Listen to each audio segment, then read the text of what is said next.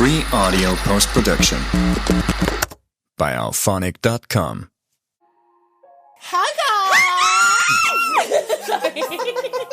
I didn't even mean to scream. No, it just happened. It escalated. It always gets excited. I know. But hello and welcome back. Oh my God, to you're In the back. Sheets. You came back. What a fan. You wanted to see us. Oh my God. You wanted to come back into bed with us. Did you subscribe? Did you leave a review though? I just wanted to check. Because if you haven't, why are you here? No, what's the point? What's the point? Because you're just here for yourself. And you're not even telling Literally. a friend. You're not promoting the thing. Insane work. You're listening to In the Sheets. Two black women, One Bed, no protection. From foreplay to fuck ups. Love, Lust, and everything in between. Come with us. In the Sheets.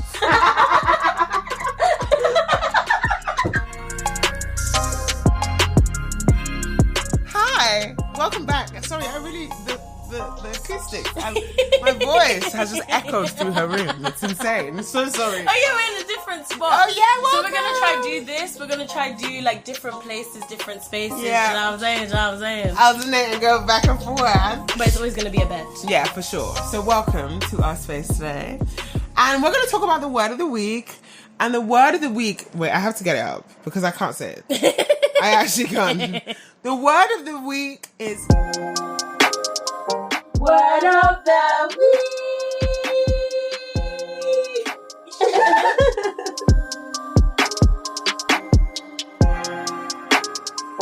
The word of the week today is erotophobia.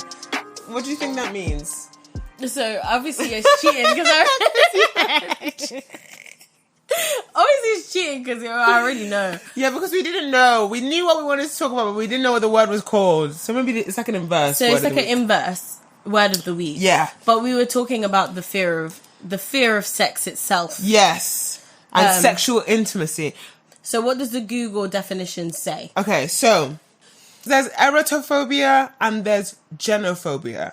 And I gather they're kind of the same thing, but erotophobia is a bit broader. Yeah, probably. Like it's not just sex, it's also sexual intimacy and things like that. But Healthline says genophobia involves an intense fear or anxiety around sex. A range of physical and mental health treatments can provide relief. Fear of sex or sexual intimacy is also called erotophobia. This is more than a simple dislike or aversion. It's a condition that can cause intense fear or panic when sexual intimacy is attempted. For some people, even thinking about it, wow. Crazy. Even thinking about it can cause these feelings. Oh my God, there could be someone who's like Hundo. wanting to watch the podcast because beautiful girls and then saw it. They saw In the Sheets, that sounds great. Then they realised it was about sex and said, no.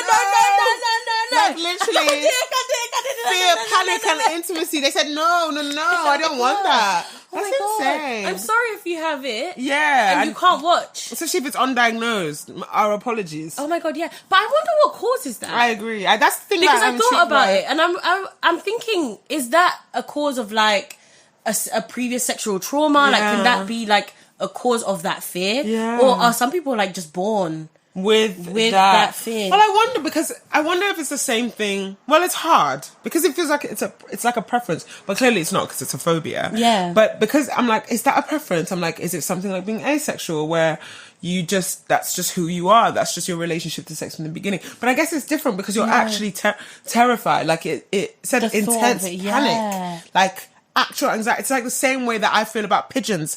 Anybody listen, don't laugh at me. Don't laugh at me. Anybody out there who has a fear of pigeons, I see you. I see you. Oh my God, Emma, you scared of pigeons? Damn!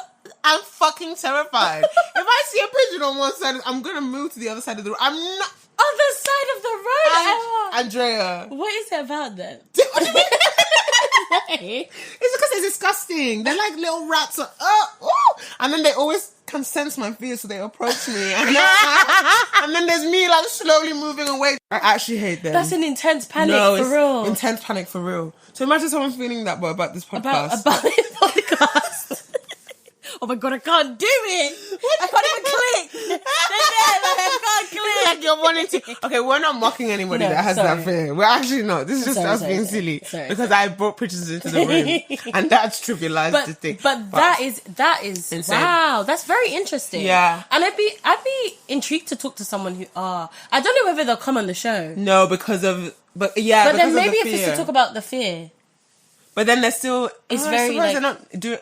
And that's that's another question though, because is it just like, is it something you can overcome? Yes, and is it just the act in itself or anything involving the act? Yeah, because sometimes it was like even thinking about it. Yeah. But then I don't know whether it's like thinking about them doing it or if it's like thinking about it in general. Imagine if you watch something on TV and then you see them, there's a sex and it's scene just scary. and it just makes your whole body like seize up because you're terrified.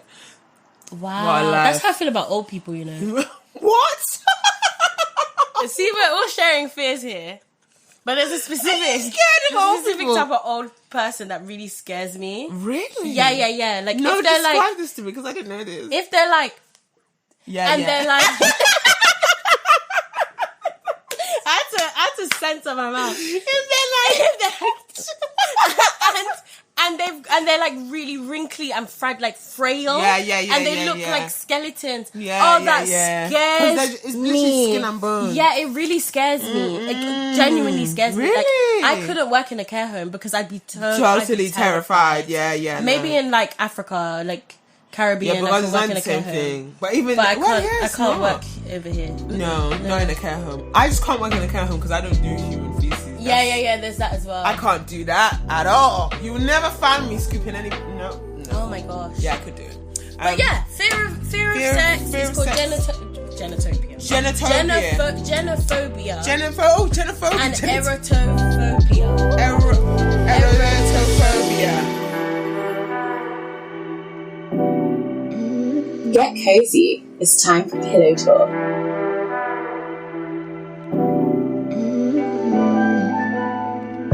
And this week, we want to talk about attitudes towards sex in the UK. It's very specific. It is. Attitudes towards sex is specific in the UK, and it becomes even more specific if you're talking about like being Black British or being of the 100%. diaspora, like, and having very specific. Being like children of immigrants as well.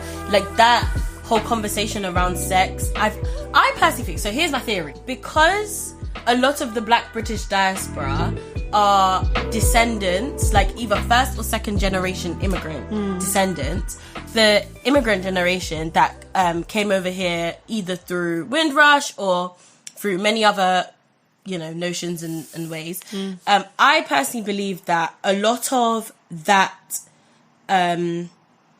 upbringing and traditional upbringing that they had in the islands or in the continent of Africa, they then raise their children with that in mind. And like a lot of this back there, like, especially, I could talk mostly from my Caribbean side, but like a lot of it is people be having babies, but they don't talk about how. Crazy. They just be having, and the funniest thing is, and it's interesting, I'd love to hear like from a more African perspective, because like with Caribbeans, not a lot of them are actually like, won't get married. Like a lot of them are like, they will either get married like really, really quick, like really, really early, and then have babies. Or like there'll be these dads who are just baby fathers, and they'll just go around breed up everyone and anything that can walk with legs. They will breed them up, and they'll have like 25 to 30 kids just running around, all different mothers, like blah blah blah blah blah. But they just don't talk about the sex element of it. They'll just talk about like the baby's arrived. Yeah. And then I feel like that then passes down to us lot, who were like the Black Brits of the diaspora. And not even just Black Brits, because even the podcast that I went to watch live, Brown Girls Do It Too. Yeah. Good show, by the way, guys. If you're somehow watching this, great. But it was a good show. But they were also talking from like the South Asian perspective as well, that they also experienced this element of like, taboo, hush, like don't talk about it, don't like speak about it. And I feel like it comes from that traditional upbringing. Particularly, I could speak from the Caribbean perspective. I think it's really similar if you're talking about African, particularly like my side Nigerian culture. I think it's very similar, as in sex is seen almost like it's a means to an end. Yeah, sex is something that helps you get to the next stage of your life. So I don't necessarily. I think with Nigerians, they put a lot of emphasis and weight on marriage and marrying the right person and setting that. Just for a woman, you know, you're basically like raised to be a good wife. From to be a good, whatever that, a good wife, raised to be a good wife from when you're young. So in your mind, you're like, well, I'm gonna grow up, I'm gonna get married to whoever, I'm gonna have kids, whatever. The actual conversation around sex never facilitated. The most that I probably received talking about sex when I was growing up, and I don't know, I know it's not the same for everybody, but the most I received was, don't do it, you'll have kids. And that was kind of... That's insane. That was the advice I received. Or like, you know, you don't want to go and be having sex before you get married. That was it. So again, it's seen as a means for an end. Discussions around pleasure are non-existent. And I don't want to generalize. I'm speaking from my perspective, but really and truly, like, sex as a thing to be studied, enjoyed, discovered, it's just not even a conversation topic. But even further than the Black diaspora, I think that actually translates to the UK as a whole, you know? Yeah.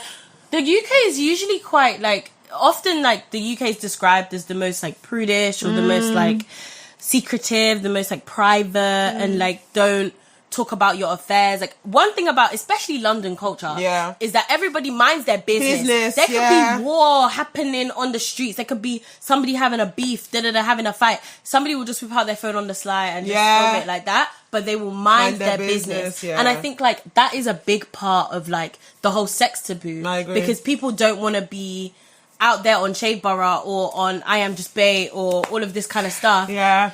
Being shamed for sleeping with certain people or, you know, sexual relations. Do you know what was really interesting? So, do you remember, this comes up every New Year's. Dominic Soler. Remind me. So Dominic Soler, I'm saying the whole man's full name, you know. So Dominic Soler was this man who was caught on camera. It was like probably one of the first like big major social media scandals. But it was this guy who was giving head to a woman on the stairs at this New Year's party. Why have I never seen that? Oh my gosh, it's insane. Is that video? It's like a thing that every year everybody's like, oh, I'm trying to be like him. Every year! Every year! Internet is actually a stupid place. I want to be like Dominic Soler this year. Shout out to Dominic. Listen, can I just say, this is a PSA, yeah, for every man that's watching this scene. There's no shame in being an eater. So Dominic Soler, that comes up every year, and then people are always like, oh, I want to be like him. People are always like, ha ha ha, I want to be like him. But most of the things around him is clowning him. Right. Like, clowning him for... Fair enough, okay? I don't know about Nyamin Cooch on the steps of a New Year's party.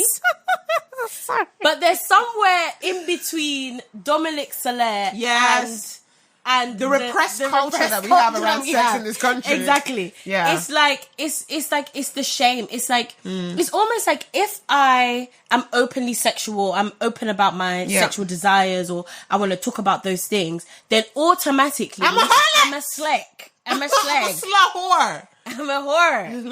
Like, and there's nothing wrong with that. Yeah. But then it's also interesting because I find that kind of content is the one that ends up being consumed the most. Exactly. Especially in private. Like, you guys would love to watch girlies talk about sex or men talking about sex. Yeah. With your boys, you'll talk about sex. The girls will talk about sex amongst their girls.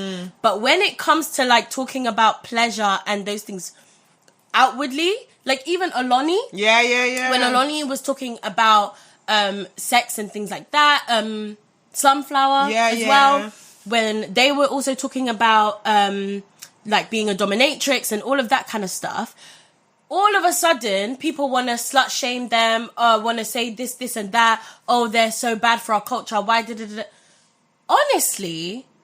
Honestly, I think it's healthy to talk about things like that. Completely. And I think it's important to be able to express your sexual desires in a public setting to talk about it openly with your peers as well, because it's safer. And also, how are you ever? There are things that I have only learnt about my body and like how I am in sex from speaking to other people. Yeah, if there is no vehicle in which to have that conversation, then what are we doing here? 100%. Like, what? How are you ever gonna like learn about yourself, learn about what you like, you don't like, learn about what's normal, learn about what's safe? Sometimes even talking to someone about something that you experience during sex, like for example, if you have endometriosis and it's really painful when you're having sex, talking to someone about it can make you realize, oh shit, maybe actually that's not something that's supposed to happen, and I need to get that checked up. But there's no like central. I know there are resources in this country where we can find out about sex. You can get STD testing, etc. But educating people, there's nothing. But nothing more. Sorry, I've just realised my half nails. But there's nothing more important than being able to talk to your peers about it, because some of the stuff is very specific. Like, some of the sexual experience that you've had is so specific to you or your area, your culture, you as a person, that all of those things are taken into account. Like, talking to my friends, like my close friends about things, I'm able to unpick things. Like, sometimes I'll be talking to my cousin about something and she'll be like, yeah, but do you remember when you were like 7 years old and you blah, blah, blah, blah, blah. Do you know what? So shout out to my thief, she's actually my best friend. Oh, but she said to me, you don't put your lids, you don't put lids on your bottles. She looks in her bedroom. See, look, even that bottle lid isn't put on properly. Okay. She said, you don't put lids on your stuff, like on your creams, on your like gels. I used to just leave the lids like open. And she said, this is a metaphor for you not cutting off situations. Like, she said, you just like to leave things open. Open and fester. And she said, you're lidless in life, lidless in love. And I said, wow. And then she said, wow. She said, when I started putting lids on my stuff, as you can see now, like everything's lidded up. Lidded up. You never used to put lids on yourself. No, but wouldn't the cream dry out? Yeah. Yeah. Very much so. It used to be dry. Why didn't you get tired? That's trying to kill me. What do you mean you never used to put lids on your lids? She just didn't. Well, it's good that she told you, because you're wasting your money. The thing will dry. Well, the worst thing would be, it'd be the bloody baby oil. Wow. That I have open and I knock it down and spill everywhere. And then I'm like, oh, for goodness sake. So many times. And it's so fucking it just comes out. When you're trying to put it on your hand, it takes ages. But when it spills everywhere, all second, over, getting into the rug, all of that, it's nonsense. But yeah, she said lidless, and then once I started putting lids on stuff, my whole life again closing chapters, closing chapters, and then all of a sudden I was like meeting people that are like better for me and like more these kind of things. I genuinely feel like sometimes you have to be able to talk to your peers about things because they'll be able to bring up stuff that you don't actually can't see comprehend or get, like 100%. or you can't get from NHS or you can't get from Reddit. Yeah, because they know you know? For real. I think it's a necessity. And I also think like part of the reason why, because I was talking to this about someone a few days ago, and they said the UK is really interesting because we are so much of the UK, I don't even mean Black British, just generally UK culture is built on America, or is built on American influence. We were talking about that. And they were like, with American influence, when it comes to like sex and bodies, even the porn and XYZ, it's all about like presenting this level of perfection. Your body needs to look a certain way. You make the sound this way. You arch your back. all of this restrictive nonsense. That's really not like connected to necessarily the reality of actually having sex. And then with the UK, it's like we emulate all of that in the clothes that we wear. You're out in Manchester and you're seeing sister in in December, mid-December. It's In icy those, cold. do you know what it is? It's the bankaleta. Don't get me wrong, I love it. Good news, go sis. Do You what you go need to sis. do. But you know what my favourite one is? You know the ones when it's open on the sides? And it's just string. It's just string. Hey, you feel it, cold air coming here, and you're just walking through the city centre like it's like, oh, it's fine. There's a real thing about emulating that culture. So we want to present, but because inwardly, we're not locked in. We're not locked into it. We don't feel like we actually live up to that standard. No. And then because of that, you want to present, but when it comes to actually chatting about it, you don't. Because if you look at Europe, for example, Germany, Amsterdam, Sweden, so sex and body positive, as in body positive, like so open to being naked beaches all over the shop. You can go to different like thingy baths. I don't know what they're called, but like Roman baths thingy. Yeah, where you could just be nude. And be nude. There's like there are sex clubs. It's like sex is an openly spoken about part of the culture, and I think that's because their systems aren't built, or their culture, their society isn't built on Americanism, so they're not constantly looking at themselves like, I am not enough and therefore I cannot talk about this thing. I think that's a really big part of it. And also colonialism for all my black people, because colonialism, and it's just it's one of those things where I genuinely feel like if you're emulating it physically and you're like aesthetically putting yourself out there and being sexually expressive in the way you dress, but then not actually being sexually expressive as a person, that's when you feel shame. And that's when you feel shame about what you're doing. And that shame is then kind of brought out further. Then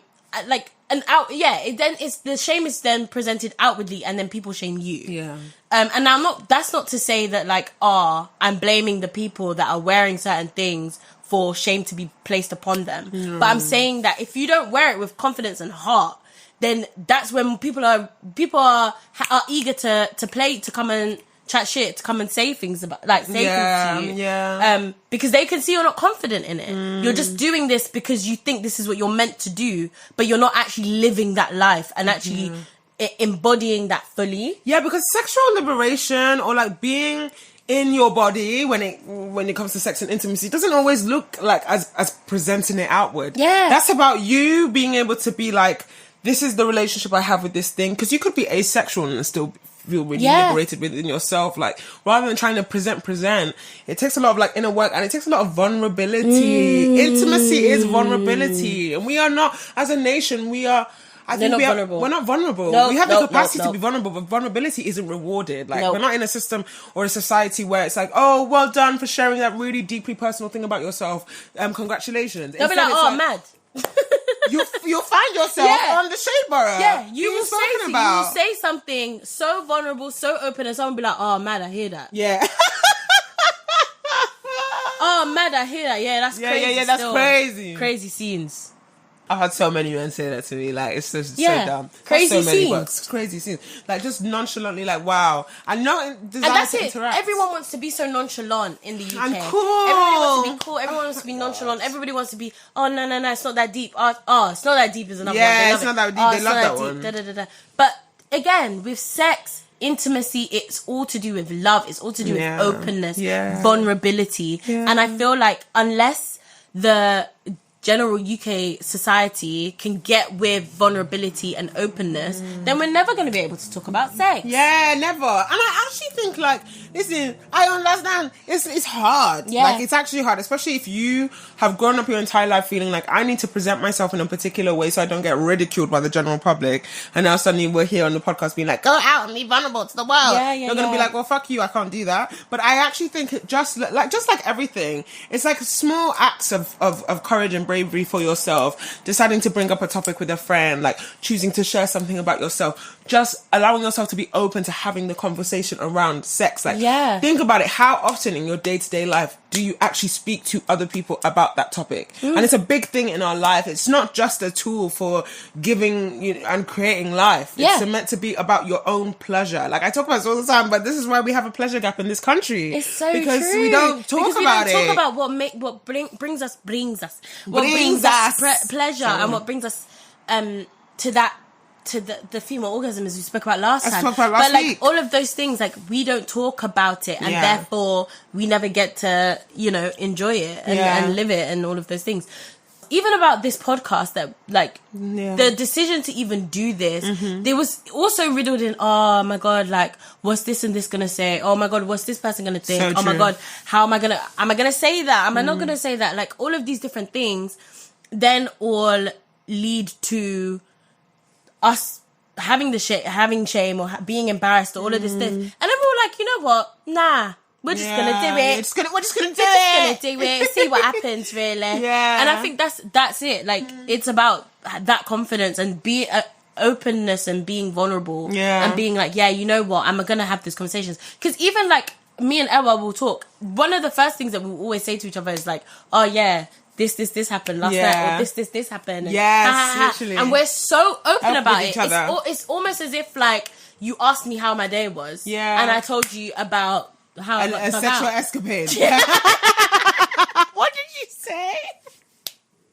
What did you say? You say how I got done out. Oh my God. I like how you said it better. We talk about our sexual escapades. We frequently talk about that. Yeah. But I feel like it's made...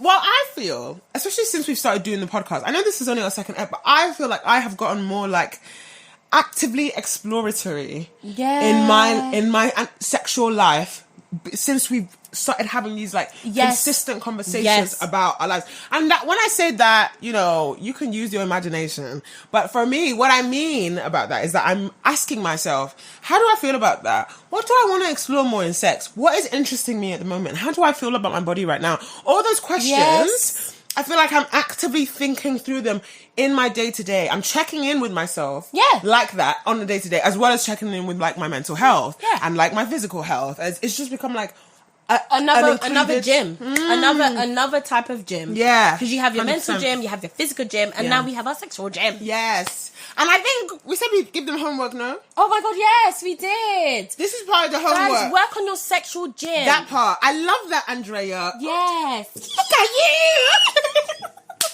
Guys, we want you to go home and work on your sexual gym. However that looks like, whether that's touching yourself, whether that's journaling, whether that's having a conversation with a friend. Yeah, chatting to a pal. Or saying something that you've always wanted to say to that sexual partner. Yeah. Do it. Or doing something you've always wanted to do with that sexual partner. Go do it. Consensually, of course. Yes, please. Don't force yourself on anybody. Check, please. That they are also happy with that. I agree. Consent is sexy. Wow, the story I can tell right now. But consent is so sexy. So use consent. Very, very sexy. Yeah. And let us know how you feel. You can DM us. We still have our Not Gonna Lie link. Like, tell us how you feel about, you know, doing that. Has it been weird? Has it been bad? Is it really hard? Like, it might actually be really difficult to do that. And we're also open to just chat. Like, we're very much open to chat. We're very much open to be like those friends if you don't actually feel comfortable just yet, or you're like, I want to say this to my friend, but I'm just not quite sure yet. What do you think? And I mean, we're not therapists or anything, but we're really not qualified. We're girlies. We're girlies, but we're girlies. We can help. We're girlies that you don't know that you can check in first before you talk to your actual girlies. Send us a VN. Listen, we'll be there to listen. Please, I love a VN. I actually love a long VN. Same. Feel free. Podcast me, please. I love it. The group chat. Okay, guys, so we said we had a super, super special surprise for you, and we do.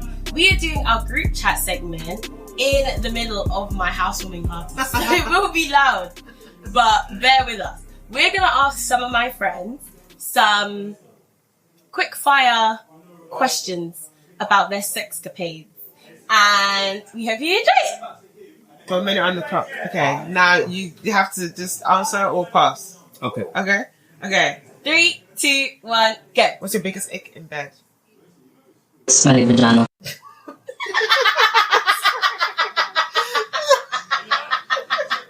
Quickie or marathon? Marathon. Okay, say that again? Quickie. What's the excuse you've used to ghost someone? I've got stuff going on. Who's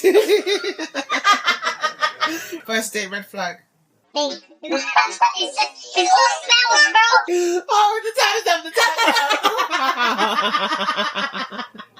Well, you got a whole thing for smell. Now we have beep, beep, beep, beep. Have you ever faked it? Don't think so. Quickie or marathon? Depends on me. Okay, loud or silent partner? Oh, you gotta say something to me. Come on, that part. Who text back slower, you or them? Me, I'm terrible. I need to work on that. Okay, we got a girlie. We're so excited. So excited, right. Have you ever got caught having sex and by who? A toilet attendant. Sorry. Okay, what's the weirdest place you've ever had sex? On the beach, I guess. Are you a loud or silent person? Depends on the class. Thank you so much. Thank you, that was amazing. So good. Okay, right.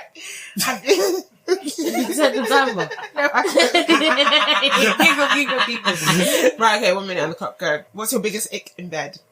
Asking.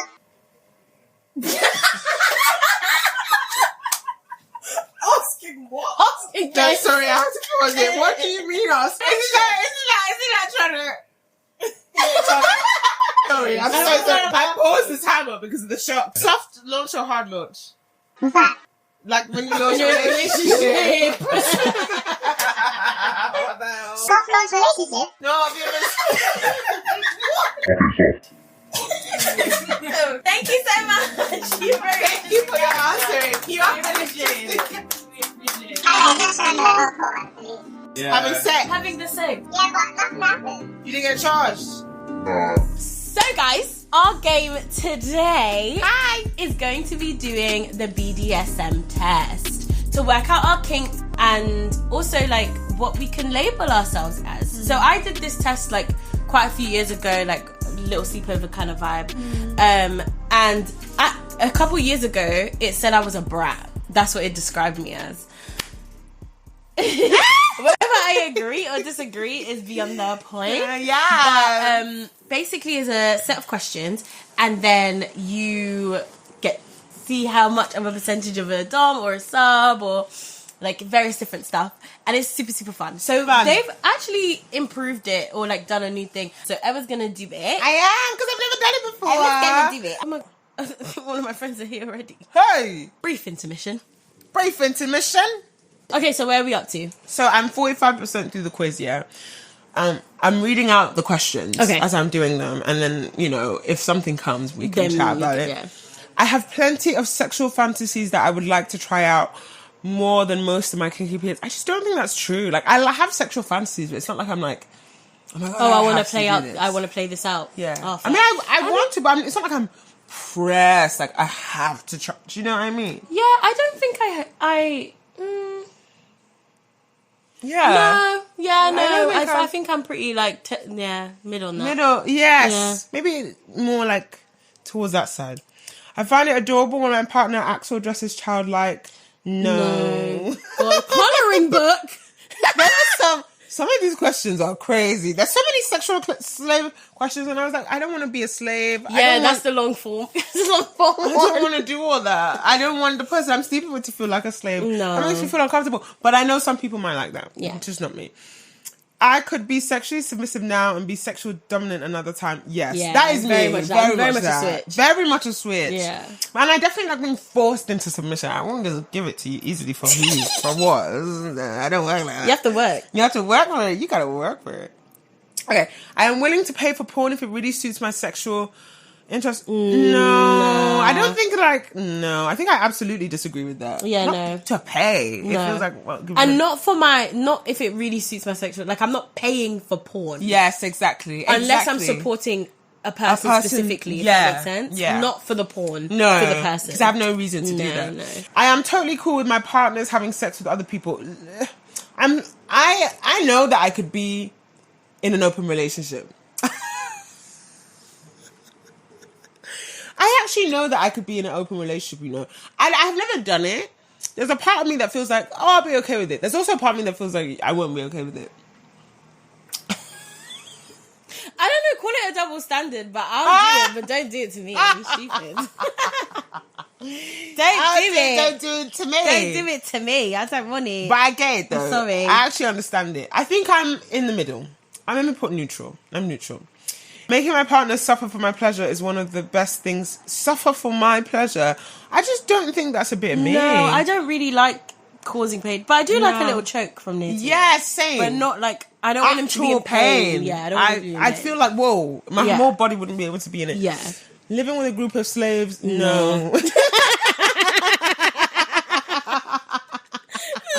a group of slaves, no.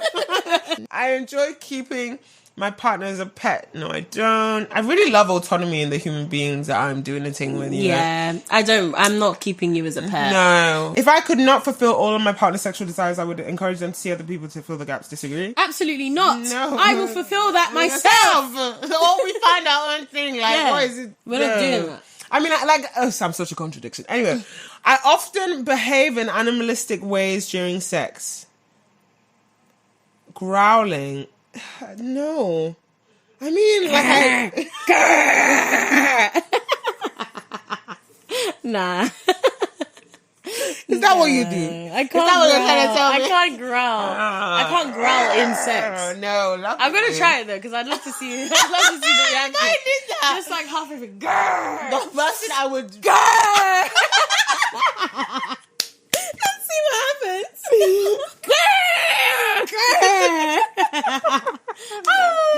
No. I can't do that. That's not She for want me. a big dog. No, I like feeling like a predator hunting its prey. Garr.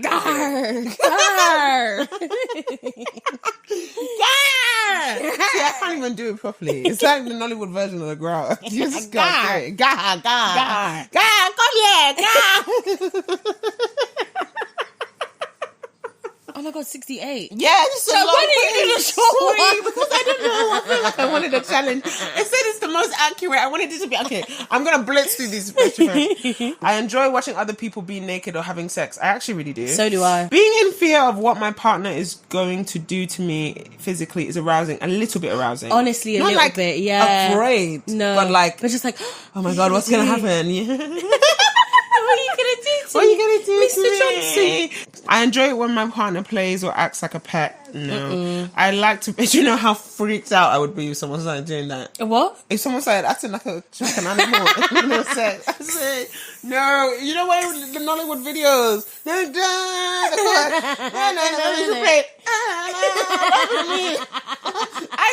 I catch you. Go for me. Picking up my things. I have to leave. I'm gonna go. The power of Christ compels you. Some bullshit like that. I would not deal with that. I would not. I'm snorting way too much in this app, man. I would be willing to leave everything behind. Everything I have behind to live the BDSM life of my No, dreams. guys, I have more things to do. I have more things in this life than to be BDSM. Yeah, no, and I'm I leave it. No, I'm alright. I can't do that. I'm good. I like inflicting pain during sex a little bit. I could not. Well, neutral. I could not be always dominant or always submissive. I need both. Yes, that's me. I like to dominate my partners, especially in the bedroom. Yes, that's me. If my partner would really enjoy using me as a urinal, Oh my god, no. There is no way. There is I'd actually be out no of way. there so quickly. Can I pee on you? Pee on me where? Pee on me where? Go to the bathroom. Go to the toilet. Were you not potty trained? Okay, so this is going to be Emma's result. Oh my god, I'm 100% a switch. Interesting. Yeah, 91% voyeur, Wow. 84% dominant, 77% experimental, 74% brat. See, I think mine was... That's brat at the top. This girl's a brat. This girl's a brat. This girl's a brat. I don't even know what switch is, so I'm gonna. Yeah. That's my highest score. So let's see what it says. Shall I read out? Switches like to switch. Always taking a dominant or top position is not for them. Neither is always taking a submissive or bottom position. Some prefer to switch with the same partner or partners. Others have a dominant play partner and a submissive play partner, but in either case they do not fit on one endpoint of the spectrum. Switches typically match well with other switches. And then the voyeur thing is voyeurs enjoy watching the nakedness or sexual activity of other people. Voyeurs typically match well with exhibitionists. And then Those are people who like to show. So mine... Wait, let me see if I can actually find mine. Interesting. So my results, this was taken in 2023. 87% brat, which was the highest one. 86% exhibitionist. Yeah, I love when people watch me do what I'm doing. I love it. Interesting. 84% switch, 81% submissive, and 80% rope bunny. Like you like to be tied up. Wow, our results are really different. That is Yeah. so fascinating. I don't even have rope bunny on my thing. I'm gonna do it again, though, I think you should. and then I'll put my new results here. Yeah. And then maybe That'd we'll be get fun. into that beginning of next episode or something. But I love this kind of test because then you can kind of see what you kind of might want to explore more Yes, of. Or exactly. Because when I saw rope bunny, I said, what's a rope bunny? Yes. And then I realised that that's like to do with like Like rope restraint play and restraints and stuff like that. And then I started like looking it up and like safe ways of doing it. And like at the time I was with a partner and they helped me like explore that kind of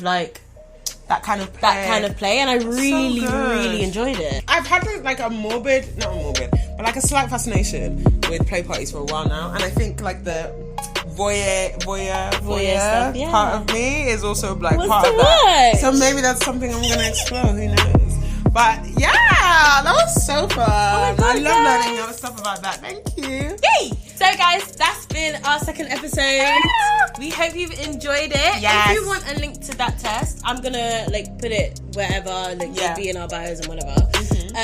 So yeah. And make sure you sub, make sure you sub. Make sure you sub, make sure you leave a review. Yes. And make sure you do your homework. And do the homework that I set you. So do your sexual gym. Yes. Check in with yourself, explore something new, have that dangerous conversation or secret conversation, journal, whatever it is. And we'll see you guys in the next ep, guys. Thank you for coming back. Bye.